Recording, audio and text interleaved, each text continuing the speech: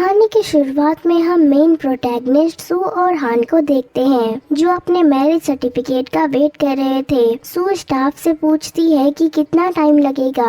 इस पर हान सोचता है कि सू भी बाकी लड़कियों की तरह ही है जो जल्दबाजी करती है। सू उसका गुस्से से भरा चेहरा देखकर सफाई देती है कि मैं तो बस पूछ रही थी, आखिर ये मेरी पहली शादी है। फिर दोनों फोटो खिंचवाते हैं और उन्हें मैरिज सर्टिफिकेट मिल जाता है। यहाँ हान सू को चेतावनी देता है कि अगर तुमने हमारी शादी के बारे में किसी को बताया तो इसका नतीजा अच्छा नहीं होगा। मैं फ्रेंडली रिमाइंडर दे रहा हूँ कि तुम इसे अफोर्ड नहीं कर पाओगी। इतना कहकर वो वहाँ से चला जाता है और सू उसकी बातें सुनकर चुप रहती है। इसके बाद सू अपने ग्रैंडपा से मिलने पहुँचती है तो वहाँ वो पाती है कि वो इस दुनिया में अब नहीं रहे। सू टूट जाती है और रोने लगती है। वो कहती है कि आपने कहा था कि मैं जी फैमिली में शादी करूं और मैंने कर ली, लेकिन आप मेरा मैरिज सर्टिफिकेट देखे बिना कैसे जा सकते हैं? आप हमेशा कहते थे कि मेरी शादी देखना चाहते हैं, लेकिन आपने अपना वादा पूरा नहीं किया। अब आपके बिना मेरा कोई घर नहीं है। फिर हम देखते हैं कि ग्रैंडपा का फ्यूनरल हो रहा है। उसी समय ग्रैंडपा का वकील सू को बोलता है कि इन्होंने 20% शेयर और सारी प्रॉपर्टी सू के नाम कर दी है।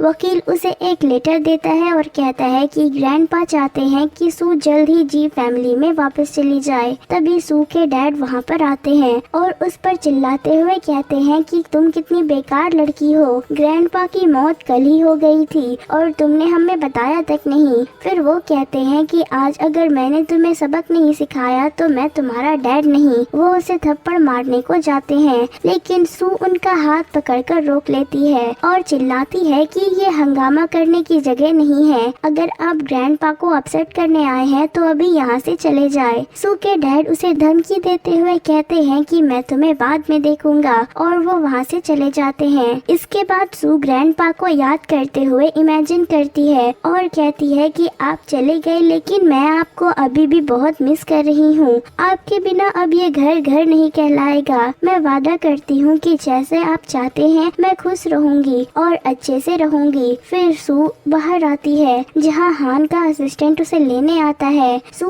कहती है कि तुम मेरा लगेज लेकर आओ और घर का एड्रेस सेंड कर दो, मैं खुद ही वहाँ आ जाऊंगी। असिस्टेंट पूछता है कि क्या आप सच में बाइक से ट्रैवल करने वाली हैं? तो सू हाँ कहती है और अपनी बाइक से हान के घर पहुँचती है। वहाँ बहुत सारी मेट सू का वेलकम करने के लिए खड़ी थी। हाउसकीपर सू के कपड़े देखकर सोचती है कि ये लड़की कितनी गरीब लग रही है। असिस्टेंट सू को बताता है कि हाउसकीपर उसे घर की सारी चीजें दिखा देगी। फिर वो कंपनी के लिए निकल जाता है। सू उसे थैंक्स कहती है और असिस्टेंट वहाँ से चला जाता है। इसके बाद हाउसकीपर का रवैया बदल जाता है और वो सू से कहती है कि आज मेरे घर पर कुछ जरूरी काम है, इसीलिए मैं छुट्टी ले रही हूँ। आपको अपना डिनर खुद ही देखना होगा।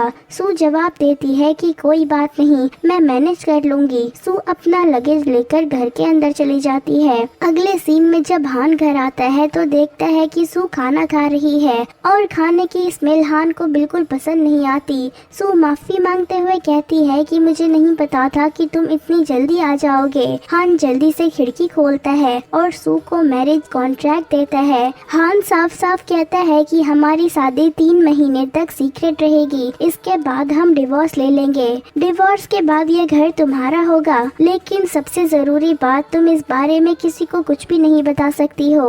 अगर तुमने ये किसी को बताया तो तुम मुझे 100 मिलियन पे करोगी। हान की बात सुनकर सू सोचती है कि ये कितना बेरहम और चालाक है। फिर हान सू से पूछता है हाउसकीपर कहाँ है। सू बताती है कि उसने छुट्टी ले ली है। सू हान से पेन मांगती है और तुरंत कॉन्ट्रैक्ट पर साइन कर देती है। वो कहती है कि फिक्र मत करो, मैं तुमसे ये घर भी नहीं लूंगी, मैं बस 3 महीने यहाँ रहूंगी और मैं उम्मीद करती हूँ कि तुम्हें भी कुछ फायदा होगा। फिर सू उसे गुड नाइट कहकर अपने कमरे में चली जाती है। हान सोचता है कि बस मैं यही उम्मीद करता हूँ कि तुम यहाँ अच्छे से बिहेव करके 3 महीने काट लो और फिर मेरी जिंदगी से बिना किसी ट्रिक के चली जाओ। हान की नजर में सू एक गरीब और लालची लड़की है जो उसकी अमीरी देखकर उससे शादी करने आ गई थी। फिर सू अपने कमरे में जाकर सो जाता है। इसके बाद सू अपनी जॉब पर जाती है। वहाँ वहाँ नर्स उसे देखकर पूछती है, डॉक्टर सू आप ठीक है ना? सू जवाब देती है, हाँ मैं ठीक हूँ, मैं इतनी नाजुक नहीं हूँ कि अब भी अपने ग्रैंडपा को लेकर रोती रहूंगी। तभी हम देखते हैं कि सू के डैड वहाँ पहुँचते हैं। सू उनसे कहती है कि क्या हुआ, आप क्या बीमार हैं? सू के डैड उसे चिल्लाते हुए कहते हैं कि तुम मुझे कर्ज कर रही हो। वो सू से कहते हैं कि ग्रैंडपा की प्रॉपर्टी जो तुम्हें मिली है उसे मुझे ट्रांसफर कर दो। वो प्रॉपर्टी तुम्हें नहीं मुझे मिलनी चाहिए थी। सू उनकी बात मानने से इनकार कर देती है और कहती है कि क्या आपका दिमाग खराब हो गया है? अगर ऐसा है तो किसी और से इलाज करवाइए, क्योंकि मैं दिमाग का इलाज नहीं करती हूँ। सू के डैड गुस्से में आकर चिल्लाते हैं कि तुम अपने डैड से कैसे बात कर रही हो? चुपचाप ट्रांसफर एग्रीमेंट पर साइन कर दो और प्रॉपर्टी मुझे दे दो। अगर नहीं दोगी तो भी मैं तुमसे लेकर रहूंगा और तुम्हारी जॉब भी खत्म कर दूंगा। सू जवाब देती है कि ये प्रॉपर्टी ग्रैंडपा ने मुझे दी है, अगर आप मुझसे ले सकते हैं तो ले लीजिए, और आप मुझे अनग्रेटफुल कह रहे हैं? आप खुद ही मेरे डैड बनने के लायक नहीं हैं। सू के डैड गुस्से में पेन उसकी ओर फेंकते हैं और फिर उसे थप्पड़ मारते हैं। जब वो उसे दोबारा थप्पड़ मारने की कोशिश करते हैं तो सू उसका हाथ पकड़कर रोक लेती है। सू कहती है कि आपने मेरी माँ को मार दिया, लेकिन सिर्फ ग्रैंडपा की वजह से मैंने आपसे बदला नहीं लिया। अब ग्रैंडपा नहीं रहे तो मुझे आपको और सहने की जरूरत नहीं है। तभी सू की फ्रेंड वहाँ आकर उसे बचाती है और सू के डैड को चिल्लाते हुए कहती है कि अंकल आप चुपचाप यहाँ से चले जाइए, नहीं तो अगर मैं सिक्योरिटी गार्ड्स को बुलाऊंगी तो आपकी इमेज खराब हो जाएगी। सू के डैड नर्स और बाकी मरीजों की ओर चिल्लाते हैं कि तुम लोग क्या देख रहे हो, और गुस्से में वहाँ से चले जाते हैं। सू की फ्रेंड सू से पूछती है कि तुमने अपने डैड से मार क्यों खाई? तुम्हें तो इतनी अच्छी टेक्वांडो आती है। सू जवाब देती है कि मैंने जानबूझकर मार खाया। दूसरी ओर हम सू के डैड को उसकी स्टेप मॉम और स्टेप सिस्टर के साथ देखते हैं। उसकी स्टेप मॉम उसे भड़का रही होती है कि सू कितनी खराब है, ग्रैंडपा की प्रॉपर्टी आपको मिलनी चाहिए थी, लेकिन उसने सब अपने नाम करा लिया है। सू की स्टेप सिस्टर कहती है कि डैड आपको सू से जल्द प्रॉपर्टी लेनी चाहिए, अगर उसकी शादी हो गई तो आपको 20% शेयर भी नहीं मिलेगा। डैड कहते हैं वो एक अनग्रेटफुल लड़की है, अपनी माँ की तरह। उसे लगता है कि वो मुझे चैलेंज कर सकती है, बिल्कुल भी नहीं, वो मेरे हाथ से नहीं बच पाएगी। फिर हम देखते हैं कि जब सू की जॉब की छुट्टी होती है और वो कार में बैठने वाली थी, तभी उसके पीछे गुंडे लग जाते हैं और सू समझ जाती है कि उसके डैड से अब और इंतजार नहीं हो रहा और वो उसे रास्ते से हटाना चाहते हैं। फिर सू अपनी ड्राइविंग स्टार्ट करती है और कार को घुमा घुमा कर इन गुंडों को काफी सताती है। बीच में वो कार रोकती है, तभी हम देखते हैं कि हान भी अपने फ्रेंड के साथ कार से आ रहा था और वह सू को देखकर वही कार रोक लेता है। अब गुंडे कार से निकलकर सू से फाइट करने पहुंचते हैं। हान का फ्रेंड यह देखकर कहता है कि चलो हम लोग उस लड़की की मदद करते हैं, लेकिन हान अपने फ्रेंड से कहता है कि कार की हेडलाइट बंद कर दो और कहता है वो खुद ही उसे संभाल लेगी। सू उन गुंडों से बहुत ही आसानी से फाइट करती है और कहती है कि जाकर मेरे डैड और मेरी स्टेप मॉम को बता देना कि वो मेरा कुछ नहीं बिगाड़ सकते और वसीयत को मुझसे लेना भूल जाए।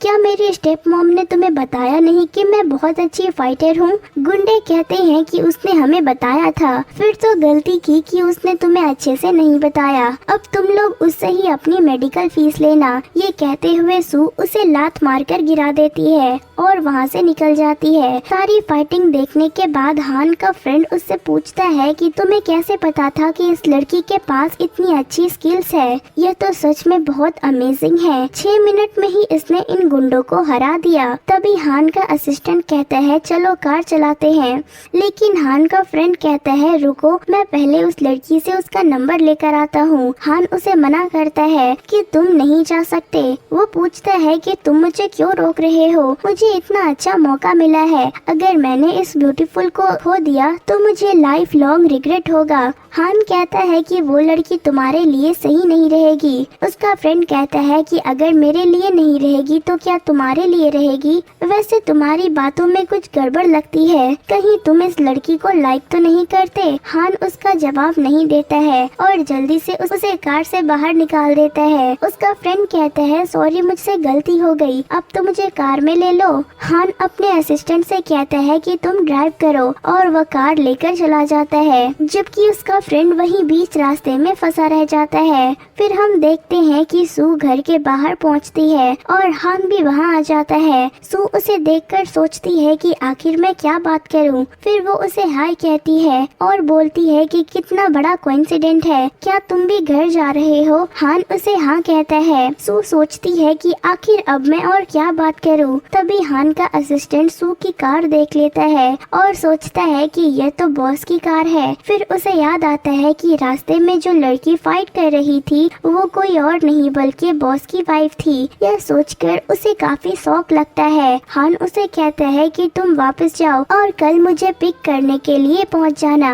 असिस्टेंट सोचता है कि लगता है बॉस को पता है कि वो फाइट करने वाली लड़की वही थी। सच में बॉस सबसे अलग है। उसकी वाइफ के पीछे गुंडे पड़े थे लेकिन उन्हें तो कोई फर्क ही नहीं पड़ा। फिर हम देखते हैं कि हान और सू साथ में घर आते हैं। हान सू से कहता है कि मुझे भूख लगी है, क्या तुम मेरे लिए कुछ बना दोगी? फिक्र मत करो, मैं तुम्हें इसके लिए पे करूँगा। इसके बाद सू उसके लिए कुकिंग करने में लग जाती है और हान बड़ा खुश होता है। फिर वो सू के बनाए हुए नूडल्स खाने के लिए बैठ जाता है। वो रुक कर सू को देखने लगता है तो सू कहती है कि क्या हुआ, तुम खा क्यों नहीं रहे हो? मैंने बहुत टेस्टी बनाया है और इसमें जहर भी नहीं मिलाया है। तभी हान सू को बताता है कि मैंने उस हाउसकीपर को फायर कर दिया है क्योंकि आखिर तुम मेरी नॉमिनल वाइफ हो। अगर तुम्हें कोई भी बुली करेगा तो मैं उसे नहीं छोड़ूंगा। अगर कोई तुम्हारी डिसरिस्पेक्ट करेगा तो वो मेरी फैमिली की डिसरिस्पेक्ट करेगा। सू इसके लिए उसे थैंक्स कहती है। वो कहती है लेकिन फ्यूचर में तुम्हें ये सारी चीजें करने की जरूरत नहीं है, मैं अपनी चीज खुद हैंडल कर लूंगी। फिर वो अपने रूम में चली जाती है।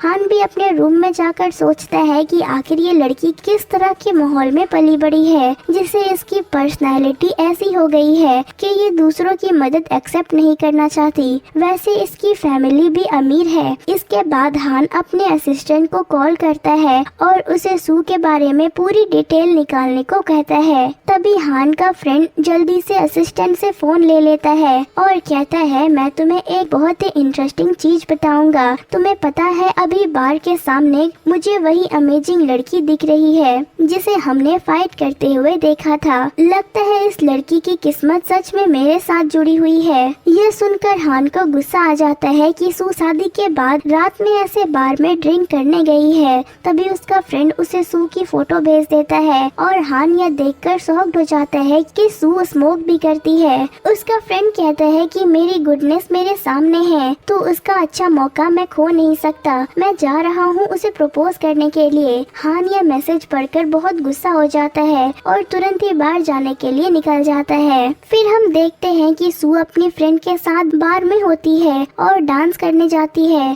तभी एक बंदा उसे टच करने लगता है। उसका हाथ पकड़कर पूछता है कि क्या तुम मेरे साथ ड्रिंक करना चाहोगी? सू चिल्लाती है मेरा हाथ छोड़ दो। तभी हान वहाँ पर पहुँच जाता है और उस बंदे को एक पंच मारता है। इसी बीच सू गिरने लगती है तो उसका फ्रेंड जल्दी से आकर उसे पकड़ लेता है और कहता है कि ब्यूटीफुल लड़की क्या तुम ठीक हो?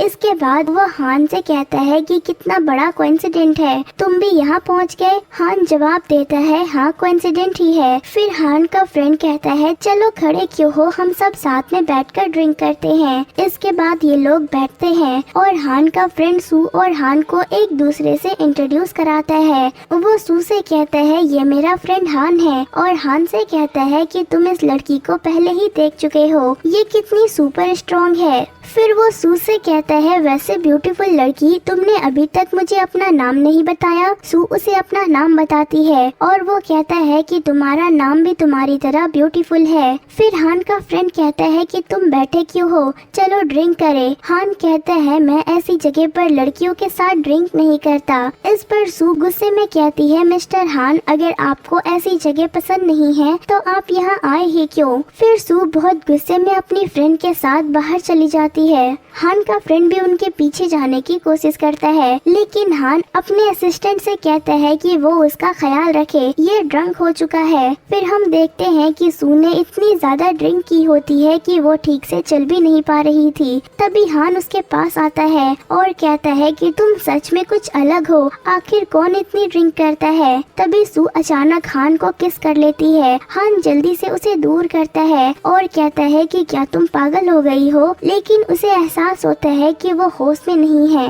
वो कहता है ठीक है, मैं तुम्हें माफ कर रहा हूँ, सिर्फ अपने ग्रैंडपा की वजह से। फिर वो उसे उठाकर कार में बिठाता है और सोचता है कि तुम्हारा ड्रिंकिंग बिहेवियर अच्छा नहीं है। ड्रंक हालत में सू कहने लगती है मुझे वापस जाना है, मुझे डांस करना है, और हान को पकड़कर नाचने लगती है। वो कहती है आखिर तुम कौन हो। हान उससे कहता है कि होश में आ जाओ वरना मैं तुम्हें कार से बाहर निकाल दूंगा। यह सुनकर सू चुप हो जाती है। फिर हान भी कार में बैठ जाता है। तब सू उससे पूछती है क्या तुम्हें सिंगिंग करना पसंद है। हान उसे कहता है बिल्कुल नहीं। सू फिर पूछती है कि क्या तुम्हें सिंगिंग सुनना पसंद है। हान फिर मना कर देता है। सू कहती है तुम मेरा गाना सुनो, मैं बहुत अच्छी सिंगिंग करती हूँ। फिर वो गाना गाने लगती है और हान को टच करने लगती है। हान कहता है कि तुम चुप हो जाओ, चलो दूसरा गेम खेलते हैं। सू कहती है मेरे पास एक अच्छा आइडिया है, हम बलून फुलाने का गेम खेलते हैं। हान को गुस्सा आता है और वो कहता है कि ठीक है, तुम यहाँ बैठो, मैं बलून लेकर आता हूँ। सू कहती है रुको, तुम्हें जाने की जरूरत नहीं है, बलून मेरे पास ही है।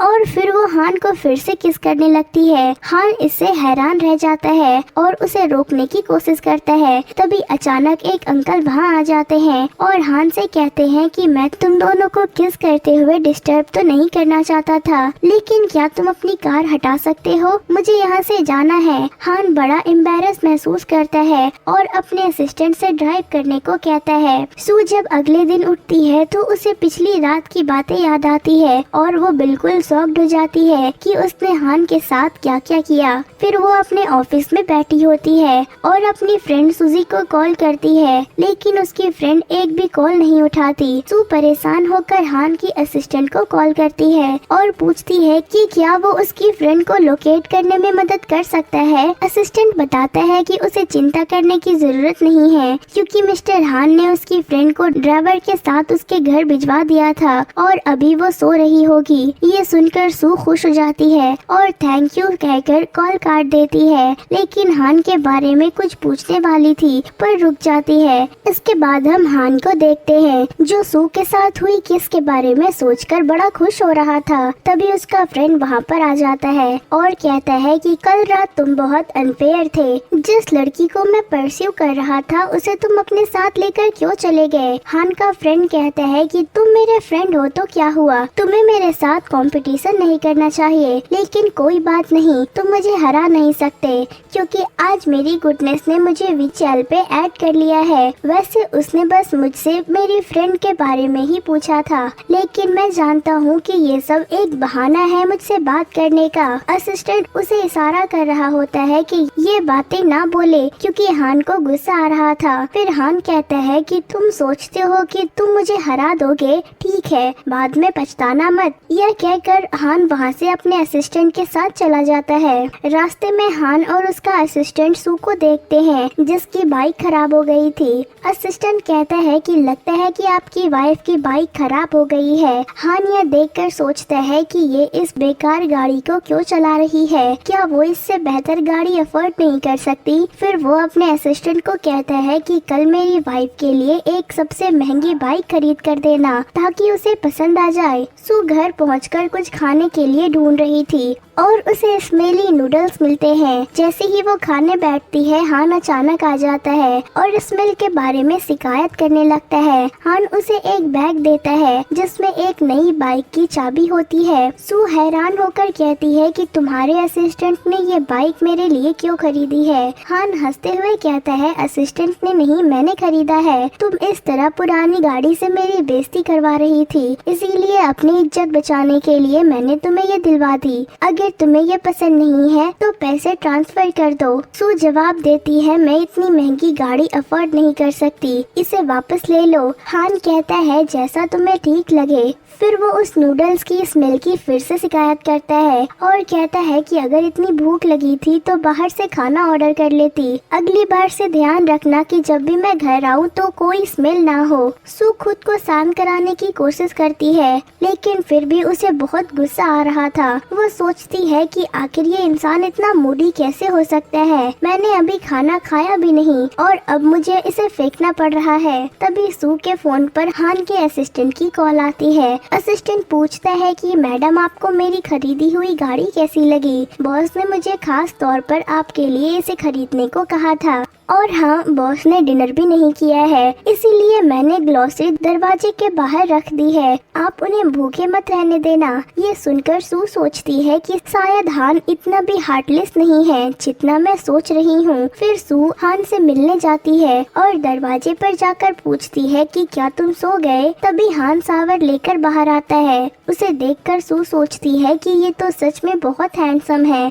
और पूरी तरह से मेरे टाइप का है, लेकिन इसके चेहरे पर हमेशा एक कोल्ड एक्सप्रेशन रहता है। हान उसे देखकर कहता है कि क्या तुम मुझे अब ठीक से देख चुकी हो? सू थोड़ा घबरा जाती है और कहती है कि तुम्हारे असिस्टेंट ने बताया था कि तुमने खाना नहीं खाया है और उसने ग्लॉसरी भी ला कर दी है। हान कहता है, अगर तुम खाना बनाओगी तभी मैं खाऊंगा ना। सू को ये सुनकर गुस्सा आ जाता है और वो सोचती है कि ये मुझे सच में हाउसकीपर की तरह ट्रीट कर रहा है। इससे अच्छा तो था कि इसे भूखा ही रहने देती, लेकिन फिर भी वो अपने गुस्से को कंट्रोल करती है। सू के गुस्से के बावजूद वो हान के लिए खाना बनाती है। हान उसे किचन में काम करते हुए देखता है और अपने ग्रैंडपा की बातें याद करता है, जिन्होंने कहा था कि तुमने अभी शादी नहीं की, इसीलिए तुम्हें शादी के फायदे नहीं पता। हान अब सोच रहा था कि ग्रैंडपा सही थे। जब सू खाना तैयार करके लाती है तो उसे आवाज देकर कहती है, आ जाओ, खाना रेडी है और बिल्कुल फ्री है। ग्लॉसरी तुम्हारी तरफ से थी और लेबर मेरी तरफ से थी, तो हम दोनों पर कोई एहसान नहीं है। हान बैठकर सोचता है कि हालांकि इसने मुझसे पैसे के लिए शादी की है, लेकिन ये अपना बेस्ट ट्राई कर रही है। ये प्रॉपर्टी की लालची नहीं लगती। तभी सू हंसती हुई दिखाई देती है और हान सोचता है कि ये सब इसकी एक्टिंग है। हान उसे घूरता हुआ पूछता है कि तुम अभी भी अपना नुकसान नहीं करवाना चाहती हो ना? सू मुस्कुराते हुए जवाब देती है कि बिल्कुल नहीं, मैं हमेशा हिसाब बराबर करती हूँ, क्योंकि आखिर 3 महीने बाद हमारा डिवोर्स हो जाएगा। मैं चाहती हूँ कि यहाँ से जाने से पहले सब कुछ क्लियर हो जाए। डिवोर्स की बात सुनकर हान गुस्से से कहता है कि तुम ही खाओ ये खाना और अपने कमरे में चला जाता है। सू सोचती है कि आखिर इसे फिर से गुस्सा क्यों आया। बाद में सू अपनी दोस्त से फोन पर बात करते हुए हान के बारे में पूछती है कि उसका रिलेशनशिप कितना आगे बढ़ा। तभी हान वहाँ आकर सू की बातें सुन लेता है और कहता है कि तुम मेरे बारे में क्या बात कर रही हो। सू घबराकर फोन काट देती है और कहती है कि तुम बिना आवाज किए यहाँ आ गए, क्या तुम्हें लोगों की बात कान लगाकर सुनने की आदत है? हान कहता है, मेरा घर है, मैं कहीं भी जा सकता हूँ, लेकिन गिल्टी मुझे नहीं, तुम्हें होना चाहिए। तुमने अपने फ्रेंड को हमारी शादी के बारे में बता दिया है, जो कि कॉन्ट्रैक्ट का रूल तोड़ने जैसा है। फिर हान सोचता है कि शायद तुम मेरी वाइफ बने रहना चाहती हो, इसीलिए तुमने उसे बताया। सू कहती है, मैंने सिर्फ अपनी बेस्ट फ्रेंड को बताया है और तुम गलत समझ रहे हो। हान अपने मन में सोचता है, ये मुझे छोड़कर नहीं जाएगी। फिर वो कहता है कि क्या डॉक्टर्स ऐसे कॉन्ट्रैक्ट तोड़ते हैं? सू गुस्से में चिल्लाती है कि मुझे जो कहना है कह लो, लेकिन मेरी फ्रेंड पर मत जाओ। हान जवाब देता है, तो तुम्हें याद है कि तुम एक डॉक्टर हो, मुझे तो लग रहा था कि तुम मेरी वाइफ बनने में ज्यादा खुश हो। सू गुस्से में कहती है, 10 मिलियन की बात है ना, मैं कहीं से भी पैसे लाकर दे दूंगी, लेकिन मेरी एक शर्त है, एक हाथ से पैसे लेना और दूसरे हाथ से कॉन्ट्रैक्ट खत्म कर देना। हान खुश होता है कि कॉन्ट्रैक्ट खत्म होने के बाद भी ये मेरी वाइफ रहेगी, लेकिन जब सू कहती है पहले हमें डिवोर्स लेना होगा तो वो हैरान हो जाता है। हान कहता है, तुम मुझसे डिवोर्स लेना चाहती हो? सू जवाब देती है, हाँ, मैं तुमसे डिवोर्स लेना चाहती हूँ, क्योंकि तुम मुझ पर ऐसे इल्जाम लगा रहे हो। जितना जल्दी हो सके उतना बेहतर होगा। हान कहता है, दोबारा सोच लो, ये शादी तुम्हारे ग्रैंडपा ने तय की थी। सू कहती है कि तुम भी सोच लो, जब तुम्हारा जवाब रेडी हो तो मुझे बता देना, और वहाँ से चली जाती है। बाद में सू अपनी दोस्त को बताती है कि उसे 100 मिलियन भरने के लिए अपने ग्रैंडपा की प्रॉपर्टी बेचनी पड़ेगी। उसकी दोस्त शॉक्ड हो जाती है और कहती है कि क्या तुम वाकई डिवोर्स लेने वाली हो? सू कहती है हाँ, क्योंकि मैंने कॉन्ट्रैक्ट का रूल तोड़ दिया है। उसकी दोस्त कहती है तुम्हारा पति तो एकदम पागल है, इससे डिवोर्स ले लो और मेरे भाई से शादी कर लो, हम तुम्हें 100 मिलियन भरने में मदद भी करेंगे। सू कहती है धीरे बोलो, नहीं तो सबको पता चल जाएगा कि मेरा डिवोर्स होने वाला है। अब तभी यहाँ पर हान अपने फ्रेंड्स के साथ आता है और सू उसे देखकर जल्दी से अपना मुंह छुपाने लगती है, लेकिन हान का फ्रेंड जिन सू को देख लेता है और उसे बताता है कि देखो मेरी गुडनेस भी यहीं पर है, मैं तो जा रहा हूँ उसके पास। और वो उसके पास बैठने जा रहा था तो हान जल्दी उसे साइड करता है और जल्दी से सू के पास बैठकर उसे इंट्रोडक्शन करवाता है कि ये देखो ये मेरी वाइफ है। सू उसकी बातें सुनकर हैरान हो जाती है और सोचती है कि आखिर ये बंदा करना क्या चाहता है। इसी ने तो मुझे बोला था कि शादी के बारे में किसी को ना बताना, और कल हमारे डिवोर्स के बारे में भी बात हुई थी, तो आखिर अब इसका क्या इरादा है? फिर हान सू से कहता है कि अब मैंने तुम्हें अपनी फ्रेंड से इंट्रोड्यूस करा दिया है तो मैंने भी कॉन्ट्रैक्ट का रूल तोड़ा है, तो हमारा हिसाब बराबर हुआ। सू सोचती है कि इसका क्या मतलब है, तो हान उसे कहता है कि इसका मतलब यह है कि अब तुम्हें 100 मिलियन के पे करने की जरूरत नहीं है। जिन बड़ा शॉक्ड होता है कि उसकी गुडनेस तो हान की वाइफ निकली। तभी सू की फ्रेंड सुजी कहने लगती है कि तुम तो अपनी फ्रेंड की वाइफ को ही चेस करने में पड़े थे। तो जिन हान से कहता है बिल्कुल भी नहीं, मैं तो बस तुम्हारी वाइफ का फ्रेंड बनना चाहता था। तो हान इसे कहता है ठीक है, फिर आज रात तुम मेरे साथ बॉक्सिंग के लिए चलो। तो जिन कहता है बिल्कुल भी नहीं, तुम अगर मेरे साथ बॉक्सिंग खेलोगे तो मैं 3 दिन तक नहीं उठ पाऊंगा। इस पर सू हंसने लगती है। दूसरी तरफ हम देखते हैं सू की स्टेप सिस्टर जो अपनी मॉम से कह रही थी कि पार्टी में जाने के लिए मेरे पास कोई भी ड्रेस नहीं है, तो उसकी मॉम कहती है कि तुम्हारे डैड की कंपनी अभी प्रॉब्लम में चल रही है, तो अभी मैं तुम्हें 50,000 दे रही हूँ, इसे जाके खरीद लो। वो कहती है मॉम ये तो बहुत ही कम है, मैं अपने बॉयफ्रेंड के घर जा रही हूँ जी फैमिली में, और वहाँ पर मैं ऐसे सस्ते कपड़े पहनकर नहीं जा सकती। ये सुनकर उसकी मॉम खुश हो जाती है कि तुम्हारे पास बॉयफ्रेंड भी है, वो भी जी फैमिली का। जल्दी बताओ क्या वो मिस्टर हान है? तो वो कहती है नहीं मॉम, वो उसका छोटा भाई है। तो उसकी मॉम पूछती है कि वो कहाँ है? मैंने सुना है कि वो सभी लड़कियों से ऐसे ही क्लोज होता रहता है। तो वो कहती है कि मॉम अब मैं इसमें कर भी क्या सकती हूँ, वो मिस्टर हान है, वो किसी को भी भाव नहीं देता और किसी भी लड़की को क्लोज नहीं आने देता। उसकी मॉम कहती है चलो जाने दो, कोई बात नहीं, इतनी रिच फैमिली की अगर तुम डॉटर इन लॉ बन गई तो कितना अच्छा हो जाएगा। विन कहती है मॉम आपके पास कोई प्लान है क्या? तो उसकी मॉम उसे अच्छे से सारी ट्रिक्स समझाती है। इसके बाद हम देखते हैं कि सू अपने ऑफिस में होती है। तभी हान कॉल करके बताता है कि आज तुम्हें फैमिली डिनर के लिए मेरे साथ घर चलना होगा। तो सू इसके लिए हाँ कहती है और फिर कॉल रखने के बाद हान इस बारे में सोच रहा होता है कि उसे सू को याद दिलाते रहना होगा कि वो उसकी वाइफ है। फिर हम देखते हैं कि असिस्टेंट सू को यहाँ पर ड्रेस लाके देता है और सू कहती है कि आखिर हान ने ये मेरे लिए क्यों भेजा है। तो असिस्टेंट कहता है कि मैडम आप क्या भूल गई, आज आपको बॉस के साथ फैमिली डिनर पर जाना था। सू कहती है सॉरी मैं तो भूल ही गई थी। फिर सू जल्दी से जाकर रेडी होकर बाहर आती है और हान उसे देखते ही रह जाता है और अपने कोट से कवर करता है। तो सू सोचती है कि क्या मैं सही दिख रही हूँ, ये कोल्ड पर्सन इतना जेंटल कैसे हो गया। फिर इसके बाद हम देखते हैं कि हान सू को लेकर अपने ग्रैंडपा से मिलने पहुँचता है और ग्रैंडपा सू को देखकर बहुत खुश होते हैं। वो पूछते हैं कि मैं जानना चाहता था कि तुम खुश हो या नहीं। देखो कभी कोई चीज के लिए फिक्र मत करना, हम लोग तुम्हें किसी चीज के लिए कभी फोर्स नहीं करेंगे। सू कहती है कि ग्रैंडपा फिक्र मत करे, मैं बहुत ज्यादा खुश हूँ। तभी हान के ग्रैंडपा सू को एक ब्रेसलेट गिफ्ट करते हैं। तो सू ये कहती है कि ग्रैंडपा ये तो बहुत महंगा है, मैं नहीं ले सकती। तभी हान सू को ये वापस करता है और कहता है कि इसे अपने पास रखो। ग्रैंडपा ने तुम्हें दिया है। तो सू सोचती है कि ये करना क्या चाहता है। 2 महीने बाद हमारा डिवोर्स हो जाएगा तो आखिर ये गिफ्ट ये मुझे क्यों दे रहा है। फिर हम देखते हैं कि हान के ग्रैंडपा उसे इस बारे में पूछते हैं कि इस लड़की के साथ इतने दिन रहने के बाद तुम्हें कैसा लग रहा है। क्या तुमने सच में जैसा सोचा था ये वैसे ही चालाक लड़की लगती है। मुझे अच्छी तरह पता है कि तुमने इस बेचारी लड़की के साथ 3 महीने का डिवोर्स एग्रीमेंट साइन किया है और ये तुम्हारी बीमारी है कि तुम सब पर शक करते रहते हो कि सब पैसे की लालची होती है। तुम्हें क्या लगता है कि सू ने तुमसे अपनी मर्जी से शादी की है? बिल्कुल नहीं। तो हान पूछता है कि क्या इसने अपनी मर्जी से नहीं की। तो ग्रैंडपा उसे बताते हैं कि सू के ग्रैंडपा ने मेरी जान बचाई थी और आज उसकी वजह से ही मैं तुम्हारे सामने हूँ और हमारी फैमिली इतना आगे है। तुम्हें पता है सू तो ये शादी करना ही नहीं चाहती थी पर उसके ग्रैंडपा ने अपनी मरने की धमकी देकर उसे शादी करवाई और उसने अपनी मर्जी से तुमसे शादी नहीं की है। फिर ये सब जानने के बाद हान शॉक्ड हो जाता है। अब तभी हम देखते हैं कि हान का छोटा भाई वैन को लेकर उससे मिलवाने के लिए ले जाता है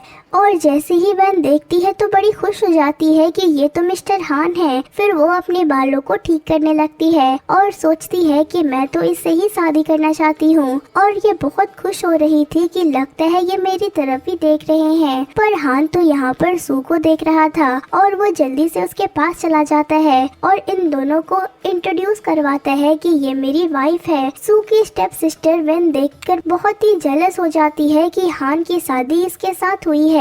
फिर सू यहाँ पर वेन से पूछती है कि आखिर तुम यहाँ पर क्या कर रही हो। तो वेन कहती है कि सिस्टर तुमने डैड को इस बारे में बताया नहीं कि तुम मैरिड हो। क्या तुम जानबूझकर अपनी शादी के बारे में छुपाना चाहती हो। सू सोचती है कि आखिर ये करना क्या चाहती है। लगता है ये जानबूझकर मेरी और हान के बीच प्रॉब्लम करना चाहती है। हान यहाँ पर सू को हक करके इन लोगों से कहता है कि गलती मेरी है, मैंने ही अपनी वाइफ को इतनी सिक्योरिटी नहीं दी कि वो पब्लिक में हमारे रिलेशन के बारे में बता सके। तो चलो अब हमें कुछ काम है तो हम लोग यहाँ से जा रहे हैं। ऐसा बोलकर हान सू को अपने साथ लेके चला जाता है। तभी वो उसे देख रही होती है तो वो पूछता है कि क्या मेरे फेस पर कुछ लगा हुआ है। तो सू उसे पूछती है कि आखिर तुमने मेरी हेल्प क्यों की। तो वो कहता है कि तुम मेरी नॉमिनल वाइफ हो तो क्या हुआ, तुम मेरी वाइफ तो हो और आखिर तुम्हें कोई बुली कैसे कर सकता है। और तुम भी ये कभी मत भूलना कि हम दोनों मैरिड है। फिर इसके बाद हम देखते हैं कि सू घर पे अपनी फ्रेंड से कॉल पर बात कर रही होती है। वो उससे पूछ रही होती है कि तुम अभी भी हान के ग्रैंडपा के घर पर हो क्या या फिर अपने घर आ गई हो।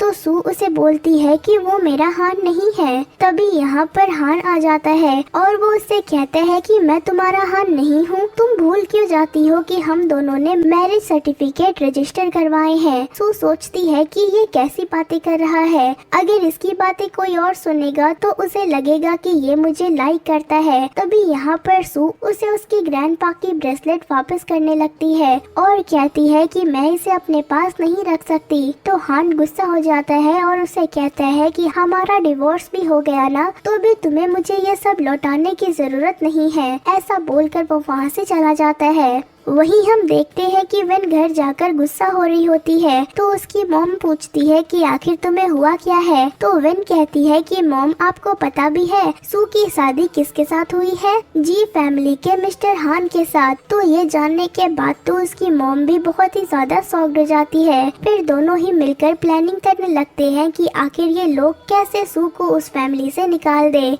वेन की मॉम उसे इस बारे में बताती है कि हान की एक एक्स गर्लफ्रेंड रह चुकी है जिसके बारे में र्यूमर फैला है कि वो उसकी ट्रू लव थी। तो क्यों ना हम उसे वापस लेकर आए। वो उसे अब आइडिया देती है कि आखिर ये लोग कैसे क्या करेंगे। फिर हम देखते हैं कि हान सू को किचन में कुकिंग करते हुए देख रहा है। फिर वो उसे कहता है कि जो भी बना रही हो मेरे लिए भी बना देना। तो सू उसे पीछे देखकर डर जाती है। हान कहता है कि तुम तो फिर से डर गई, तुम तो पहले बड़ी ब्रेव हुआ करती थी। तो सू कहती है कि तुम बिना आवाज करे आ जाते हो तो मैं आखिर कैसे नहीं डरूंगी। तो हान कहता है अच्छा सॉरी मेरी गलती है। तो सू कहती है कि क्या तुमने गलत मेडिसिन ले ली है, तुमने आखिर मुझसे कैसे माफी मांगी। तो हान कहता है कि क्या तुम पागल हो गई हो या फिर मुझसे मेरी डांट सुनना चाहती हो। तो सू उसे चिल्लाती हुई कहती है कि तुम पागल हो और मुझे डांट सुनना पसंद नहीं है। तो हान कहता है कि तुम तो इंसल्ट करने में बहुत अच्छी हो।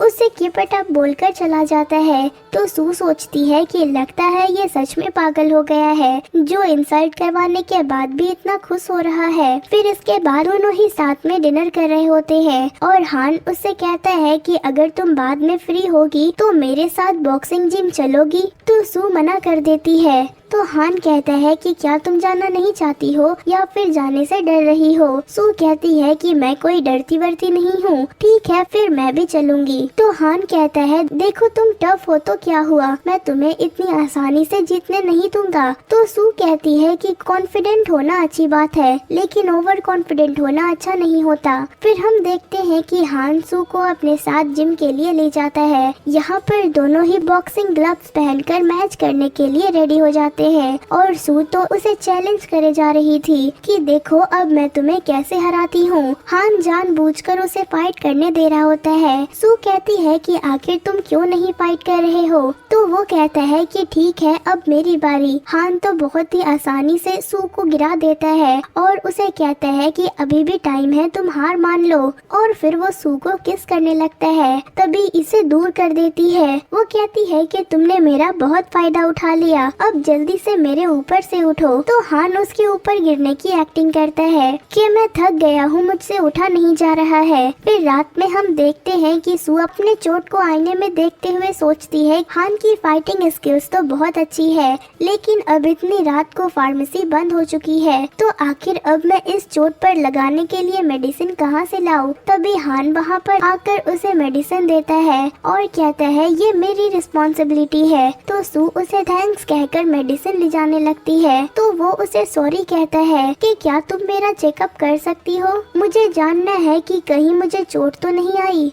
सू नहीं मान रही थी तो वह कहता है कि तुम भूलो मत कि तुम एक डॉक्टर भी हो। फिर सू को मानना ही पड़ता है और हान जल्दी से अपने कपड़े खोलकर बेड पर बैठ जाता है। तो वो बहुत ही साई फील करती है कि आखिर तुम अपने कपड़े क्यों उतार रहे हो। हान कहता है कि तुम अपना चेकअप करो ना। फिर सू उसके पास जाकर बहुत ही साई फील करती है तो वो उसका हाथ पकड़ लेता है और कहता है कि तुम क्या सोच रही हो। वो कहती है कि कुछ भी नहीं, तुम बिल्कुल ठीक हो, तो तुम रेस्ट करो, मैं यहाँ से जा रही हूँ। पर हान नहीं मानता है और सू को अपने ऊपर गिरा लेता है। सू फिर भी कुछ नहीं कर रही होती है तो वो उठ जाता है और वहाँ से चला जाता है। सू सोचती है कि आखिर इसे अब क्या हो गया है, ये फिर से मूडी हो गया है। फिर जब सू नेक्स्ट मॉर्निंग अपने रूम से बाहर निकलती है तो हान के फेस पर डार्क सर्कल्स देखकर पूछती है कि क्या तुम कल रात सोए नहीं। हान कहते हैं लेकिन तुम तो बहुत अच्छे से सोई हो ना, देखो तुम ज्यादा मत सोचना, मैं तुम्हें बिल्कुल भी इंटरेस्ट नहीं ले रहा हूँ।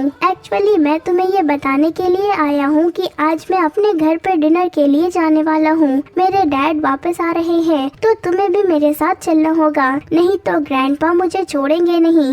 ये बोलकर हान वहाँ से चला जाता है। फिर उसके बाद सू हान के साथ उसके घर जाती है और उसके डैड और ग्रैंडपा से मिलती है। तभी हान का छोटा भाई सू को देखकर सोचता है कि मेरी सिस्टर इन लॉ तो कितनी ब्यूटीफुल है और उसकी नजर सिर्फ उसी पर होती है। तो हान को ये देखकर गुस्सा आ जाता है। फिर हान यहाँ पर अपने डैड के हेल्थ के बारे में पूछता है। तभी सू उसे कहती है कि अगर आप चाहे तो मैं आपका चेकअप कर सकती हूँ। तो वेन उसके बारे में बताने लगती है कि हाँ मेरी सिस्टर बहुत ही ज्यादा इनक्रेडिबल है, ये मेडिसिन में तो अच्छी ही है लेकिन साथ ही साथ लॉग क्लबिंग, मोटर बाइकिंग और स्मोकिंग करने में भी बहुत अच्छी है। तो हान की मॉम ये सुनने के बाद सू के बारे में सोचने लगती है कि आखिर वो कैसी टाइप की लड़की है। तभी हान यहाँ पर सू की साइड लेने लगता है। सू की साइड लेते हुए वेन से कहता है कि क्या तुम मेरी वाइफ से जलती हो, तुम अपना बताओ कि तुम्हारी क्या हॉबीज है। तो वेन अच्छा बनने के लिए एक्टिंग करती है कि मेरी कोई हॉबी नहीं है और मुझे तो स्मोक करना भी नहीं आता।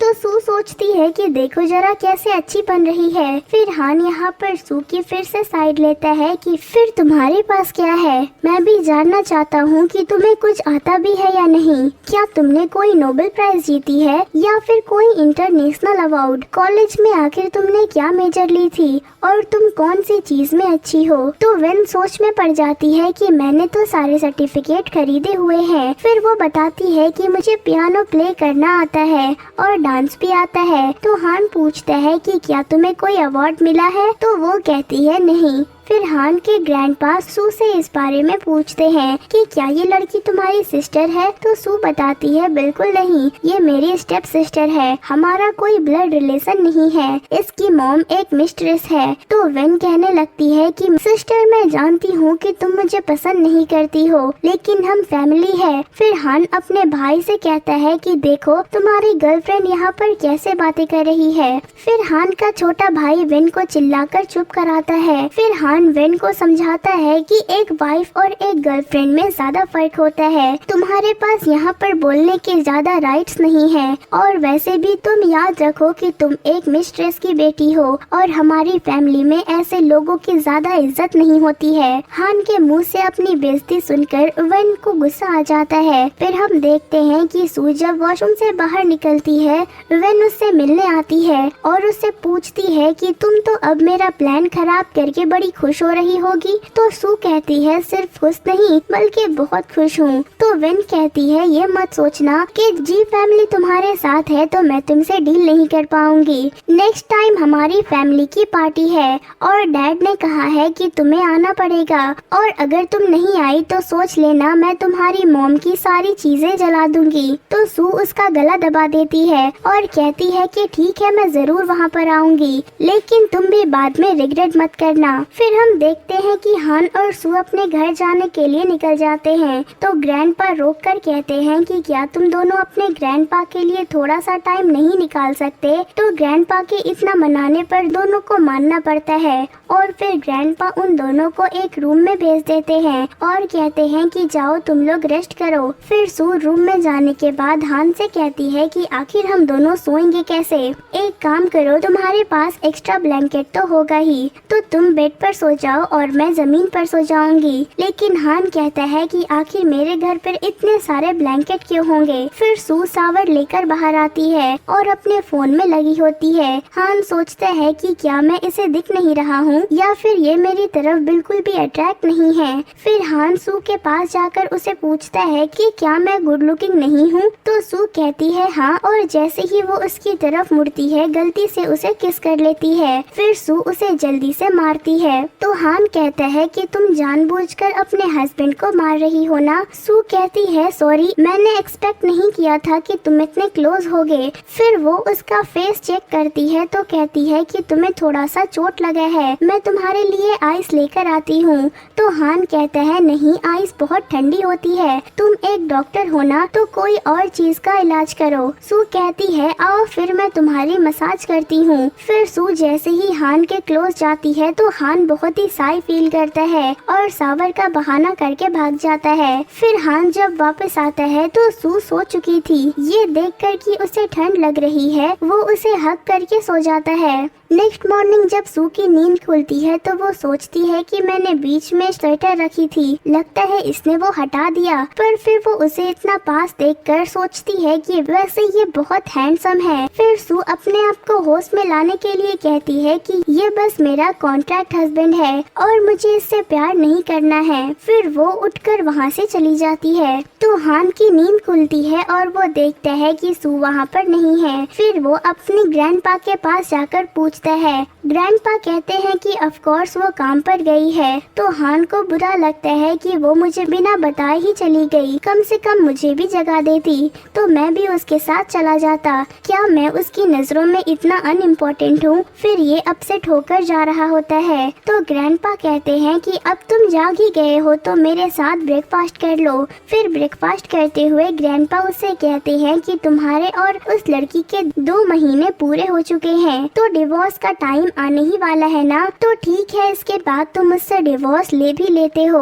मुझे कोई प्रॉब्लम नहीं है। मैं समझ गया हूँ कि आखिर मैं किसी रिश्ते के लिए तुम दोनों को फोर्स कैसे कर सकता हूँ। वैसे भी सू एक अच्छी लड़की है और मैं चाहता हूँ कि उसकी लाइफ वेस्ट ना हो, उसे उसकी खुशियाँ मिलनी चाहिए। सू के ग्रैंडपा ने मुझे उसका ख्याल रखने के लिए बोला था, तो मैं उसे अपनी बेटी बना लूंगा और उसके लिए अच्छा सा सन इन लॉ ढूंढूंगा। वैसे भी तुम दोनों सीक्रेट मैरिज में हो, इस बारे में किसी को पता नहीं है, तो मुझे इसके लिए एक अच्छा लड़का ढूंढने में इजी होगा। और आखिर बाकी लड़के तुम्हारी तरह ब्लाइंड थोड़ी ना है। ये सुनने के बाद हान को बुरा लगता है कि फिर इसके बाद क्या होगा, क्या सू को सिस्टर कहना पड़ेगा। फिर हान अपनी ग्रैंडपा से कहता है मैं अपनी कंपनी जा रहा हूँ और वो गुस्से से वहाँ से चला जाता है। तो ग्रैंडपा बहुत ही गुस्सा होते हैं कि आखिर इस लड़के को एक अच्छी लड़की पसंद नहीं आ रही है, तो इसे कोई दूसरी अच्छी कहाँ से मिलेगी। तभी ग्रैंडपा का असिस्टेंट उसे बताता है कि मुझे तो लगता है कि यंग मास्टर को उसकी वाइफ पसंद करती है।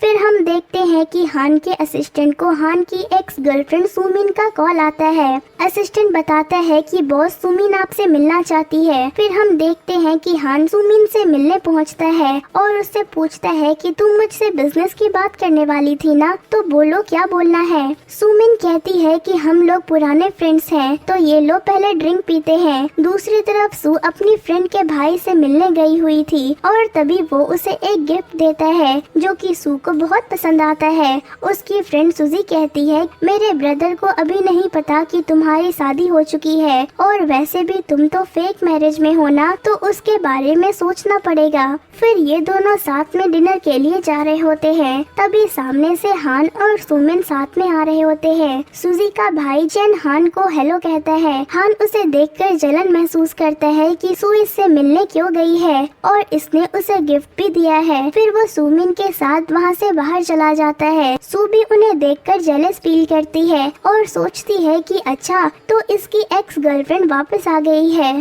तो ये इसमें इंटरेस्टेड है। तभी तो ये मुझे बोलता है कि मैं तुम में बिल्कुल इंटरेस्टेड नहीं हूँ। फिर ये इतनी अपसेट होती है कि सुजी और उसके भाई से कह देती है कि अभी मैं तुम लोगों के साथ डिनर नहीं कर पाऊंगी, मुझे कुछ काम है तो मैं जा रही हूँ। फिर हम देखते हैं कि हान बहुत ही गुस्सा होता है। वो सुमिन से अपना पीछा छुड़ाकर जल्दी से कार में बैठता है। सुमिन भी उसके कार में बैठना चाह रही थी, लेकिन हान कार को लॉक कर देता है और कहता है कि एक्टिंग करना बंद करो, मैं अच्छी तरह से जानता हूँ कि तुम कोई ड्रंक नहीं हो और तुम ये सब बस मुझे फंसाने के लिए कर रही हो। तुमने क्या मुझे ब्लाइंड समझा है। सुमिन सोचती है कि अभी तो ये मेरे साथ इतना जेंटल हो रहा था, तो अब इतना कोल्ड बिहेव क्यों कर रहा है। अच्छा, तो ये बस उस लड़की को दिखाने के लिए मेरे साथ था। हान उससे कहता है कि देखो, हमारे बीच अब सब कुछ खत्म हो चुका है, हमारा ब्रेकअप हो चुका है और मेरी ऐसी आदत नहीं है कि मैं अपनी एक्स गर्लफ्रेंड को अपनी कार में बिठाऊं। तो ठीक है, मैं जाता हूँ, बाय बाय। सुमिन चिल्लाती है कि क्या तुम्हें मेरे साथ बिजनेस नहीं करना, तुम्हें जो इम्पोर्टेंट लैंड चाहिए थी वो मैं तुम्हें दे सकती हूँ। हान कहता है कि तुम्हें क्या लगता है उस लैंड के बिना मेरा कुछ नहीं चलेगा। सुमिन कहती है सॉरी, तुम इसका गलत मतलब समझ रहे हो, लेकिन हान उसकी कोई बात नहीं सुनता है और कार लेकर वहाँ से चला जाता है। फिर जैसे ही हान अपने घर के बाहर पहुँचता है तो वो सू को स्मोक करते हुए देखकर उसे रोकता है। दोनों के बीच गलतफहमी होने लगती है क्योंकि दोनों समझ रहे थे कि उन्होंने अपने अपने रिप्लेसमेंट ढूंढ लिए हैं। हान सू के पास उसके फ्रेंड के भाई का गिफ्ट देखकर गुस्से में चला जाता है। सू बहुत ही अपसेट होती है। तभी उसे अपनी स्टेप सिस्टर वेन का मैसेज आता है। वो कहती है कि कल पार्टी में टाइम पर पहुंच जाना, नहीं तो तुम्हारी मॉम की चीजें जला दूंगी। फिर वेन वैसा ही करती है। हान के छोटे भाई को सू के साथ रूम में भेज देती है और उसे ड्रग दे चुकी थी। अब वहाँ पर हान का छोटा भाई सू का हरास करने की कोशिश करता है। तभी टाइम पर हान वहाँ पर पहुंचकर सू को बचा लेता है और उसे जल्दी से टब में डाल देता है। लेकिन सू तो हान को किस करने लगती है और कहती है कि प्लीज मेरी हेल्प करो। हान कहता है कि ध्यान से देखो, मैं कौन हूँ। वो कहती है कि मैं जानती हूँ तुम मेरे हस्बैंड हो। फिर वो दोनों साथ में नाइट स्पेंड कर लेते हैं। फिर नेक्स्ट मॉर्निंग जब सू को होश आता है तो वो काफी ज्यादा शॉक्ड होती है। हान कहता है कि तुम डर रही हो, हम दोनों के बीच जो कुछ भी हुआ है वो सब लीगल है। सू मानने के लिए तैयार नहीं होती तो हान उसे याद दिलाता है कि सब तुमने किया है, मैंने तुम्हें फोर्स नहीं किया था। सू उसे कहती है लेकिन हम दोनों के बीच कोई भी इमोशनल रिलेशन नहीं है, तो हमें इस बारे में भूल जाना चाहिए। ये सुनकर हान गुस्से में वहाँ से चला जाता है। अगले दिन हम देखते हैं कि सू की फ्रेंड उसे एक न्यूज के बारे में बताती है कि पुलिस को सारे एविडेंस मिल गए हैं कि उसके डैड ने उसकी स्टेप मॉम के साथ मिलकर उसकी मॉम को मारा है। ये जानकर सू खुश होती है। उसकी फ्रेंड कहती है कि क्या तुम्हारी हेल्प हान कर रहा है, उसी ने ही तुम्हारा बदला लेने के लिए तुम्हारे डैड को सबक सिखाया है। सू सोचती है कि आखिर वो मेरी इतनी केयर क्यों करेगा। तभी उसे रेनू से बात करने के लिए ऑफिस में बुलाया जाता है। उसे एक अच्छा ऑफर दिया जाता है अब्रॉड में जाकर 2 साल के लिए काम करने का। वो उसे समझाते हैं कि ये उसके करियर के लिए एक अच्छा ऑफर है तो उसे एक्सेप्ट करना चाहिए। सू इस बारे में सोचने का टाइम लेती है। दूसरी तरफ सुमिन किसी बहाने से हान को मिलने के लिए बुलाती है। हान क्लाइंट से मिलने जाता है लेकिन सुमिन को देखकर शक हो जाता है। वो उसे सेड्यूस करने की कोशिश करती है लेकिन हान उसकी नहीं मानता और वहाँ से चला जाता है। हालांकि लिपस्टिक के निशान हान के गले पर रह जाते हैं। जब सू ये देखती है तो वो हान पर चिल्लाती है और वहाँ से जाने के लिए कहती है। फिर वो अपने डैड को कॉल करके कह देती है कि वो अब्रॉड जाने के लिए तैयार है। वैसे दोस्तों, अगर आप अभी तक हमारे साथ जुड़े हुए हैं तो आपको हमारी कहानी जरूर पसंद आ रही है। And if you enjoy it, then please hit the like button and don't forget to subscribe. खैर अगले दिन सुमिन सू को कॉल करके मिलने के लिए बुलाती है। वो उसे चेक देते हुए कहती है कि तुम हान को छोड़कर चली जाओ, हान तुम्हें बिल्कुल भी पसंद नहीं करता, इसीलिए हमारी लाइफ से दूर हो जाना ही अच्छा होगा। लेकिन सू उसके जाल में बिल्कुल भी नहीं फंसती है और चिल्लाकर कहती है कि तुम अपने पैसे अपने पास रखो, तुम अपने आप को समझती क्या हो, तुम मेरे हस्बैंड से मुझे दूर कर दोगी। फिर सुमिन कोई और बहाना बना लेती है और कहती है कि तुम्हें याद है उस दिन तुम्हें वेन ने ड्रग्स दिया था, उसके पीछे असल में मेरा हाथ था और हान को इस बारे में पता था, फिर भी उसने कुछ नहीं किया क्योंकि वो तुम्हें लाइक नहीं करता। इन बातों को सुनकर सू गलतफहमी में चली जाती है कि हान उसे पसंद नहीं करता। वो बहुत अपसेट हो जाती है और अपनी फ्रेंड को बताती है कि हान को पता था कि उसे ड्रग्स देने वाली सुमिन है और फिर भी उसने सुमिन को प्रोटेक्ट किया क्योंकि वो उसकी ट्रू लव है। फिर सू हान से झगड़ा करती है और कहती है कि अब तो वो उसे डिवोर्स लेना चाहती है। हान एग्रीमेंट फाड़ देता है और कहता है कि मैं तुम्हें डिवोर्स नहीं दूंगा।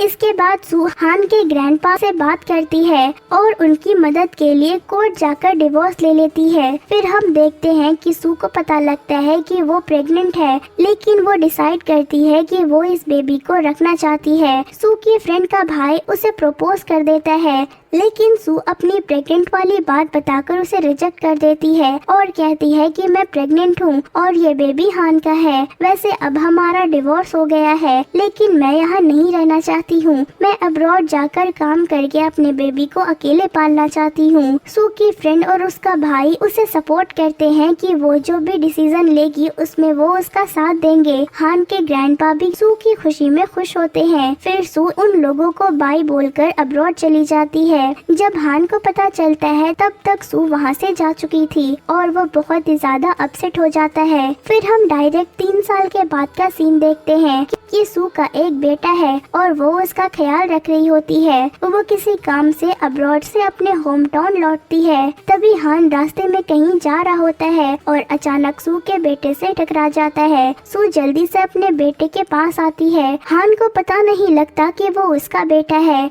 और वो सोचता है कि सू अब्रॉड में किसी के साथ रिलेशन में है। तभी सू उसे बताती है कि मैं एक सिंगल मॉम हूँ, इसीलिए मुझे परेशान ना करे और अपने बेटे को लेकर अंदर चली जाती है। ये सुनकर हान बहुत खुश हो जाता है कि वो सिंगल है, यानी कि अभी भी उसके पास चांस है। फिर हान अपने फ्रेंड से मिलता है और उन्हें सब शेयर करता है कि सू अब वापस आ गई है और वो उसे मनाना चाहता है। फिर हम देखते हैं कि हान सू को मनाने के लिए कई तरीके आजमाता है। वो हॉस्पिटल में बीमार होने की एक्टिंग भी करता है ताकि सू उसका ट्रीटमेंट करे। इस बीच सूमिन भी हान से मिलने के लिए आती है और वो हार मान लेती है क्योंकि हान ने उसे इतने सालों में भी एक्सेप्ट नहीं किया था। फिर वो सू से जाकर सारी मिसअंडरस्टैंडिंग क्लियर कर देती है। वो कहती है कि उसने सब झूठ कहा था और हान और उसके बीच कभी कोई रिलेशन शुरू हुआ ही नहीं था।